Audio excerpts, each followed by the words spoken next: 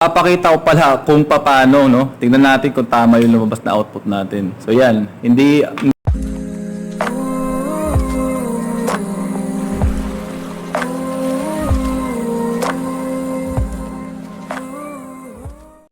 Hello guys, welcome back dito sa Zencoder Hacks. And yes, ito, gagawa tayo ng bagong content because yung ating previous upload, no? After a year, talagang naging success siya. So, at the moment, nasa almost 30,000 views na siya. And sa tingin ko, maraming natutulungan itong mga viewers. No, kahit hindi ito mga taga-Pilipinas. So, makita nyo naman dito sa screen nyo, sa statistic, na kung saan marami nakakagamit or maraming nakakuha ng idea kung paano mag-print ng booklet type using this technique. Previous na ginawa ko ay para mapadali, hindi na natin kailangan i-fold yung ating ginawa natin yon para mas mapadali, hindi na natin kailangan ito pa yung booklet natin. Pero this time, gagawin natin yung normal booklet type ng printing. Step by step po siyang gagawin. And naka-multi-screen tayo para makita nyo talaga kung paano yung process. Anyway, ang ginamit kong materials dito ay yung letter size ng bond paper and nanghiram ako ng module sa friend ko na nag-work sa DepEd para mapakita itong ating sample video kung paano tayo mag-create ng booklet type. So, simulan na natin guys para hindi na tayo magpatagal. Ngayon, kung bago lang kayo dito sa aking channel, please like and subscribe po. Malaking tulong ito para ma-reach ko yung watch hours na ang tagal ko ng minimithi. Haha. Alright, sige, let's begin. Una, syempre, kailangan lang din natin ng module. Sabi ko nga sa inyo, nanghiram ako. Ito na yun. Automatically, nandito na siya. Diba? Naging napakahalaga nitong booklet printing na to para makapag-reproduce ng mga module during the pandemic. Pero magagamit pa rin ito sa ating klase para may maibigay tayong reading materials sa ating mga estudyante. So, paano yan? So, piprint lang natin by pressing Ctrl P. Anyway, ang ginagamit kong software dito ay yung PaxIt PDF Reader. Libre lang po ito at madali lang siyang i-download online. So, ayaw nyo mag-press ng Ctrl P. Anyway, punta na tayo sa File and Print. At dito, guys, may nakalagay dito na mga setting. Ano ba ang gagawin natin para maging booklet type ito? I-press lang natin yung booklet. Ito. Ganun lang kadali. So, yan na. Wala na tayong babaguhin pa. Ganun lang kadali maggawa ng booklet type. So, try na natin. Press ng booklet. Then, wala na tayo siguro babaguhin dito kahit na ano. Then, press lang natin yung OK.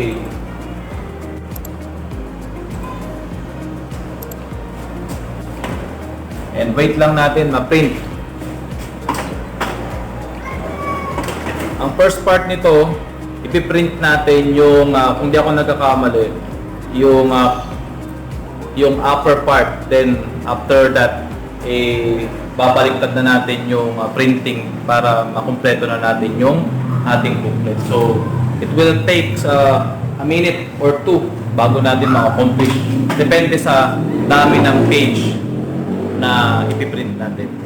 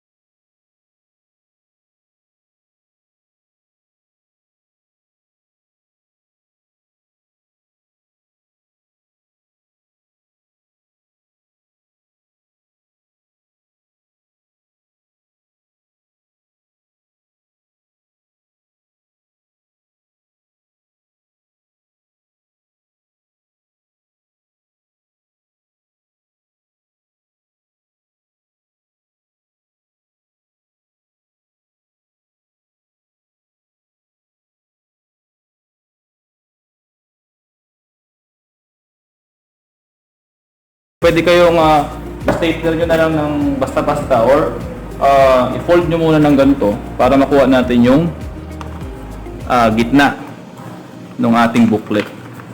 So yan. Kita nyo yan guys. And kailangan natin ng stapler. Pwede nyo stapler dito or pwede nyo gawin ito para maibayin natin yung ating booklet.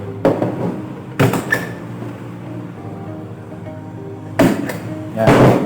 Pwede yung simple yung pag-stapler, pero sa case ko, gagandahan ko kahit paano for this presentation. Ayan. So, nagamit namin to, no? Natulungan natin yung ibang kasama na makapag-produce ng module gamit itong technique na to. So, nakaless tayo ng papel at nakapag-provide tayo ng booklet type of module, no, during pandemic. So yan yun guys. Napaka-successful kasi nung una kong video na in-upload. Although naka-caption type lang yung aking video. Ngayon talagang i-share ko to ng nakatagalog since ang target ko talaga is mga Filipino viewer natin. So yun lamang guys, napaka-thankful ko dahil marami nag-view ng aking video. Ipapakita ko pala kung paano, no? Tingnan natin kung tama yung lumabas na output natin. So yan, hindi tayo may nag-produce nitong image na to or graphics. Talagang ganyan siya na nasa PDF. And yes, tinitingnan ko kung tama yung paging. And ayun nga guys, no? Talagang naging success yung pag-print natin ng PDF. Andito rin yung keto correction. Meron kayong option para i-remove yun, depende sa paggawa. And ito na yung final output natin.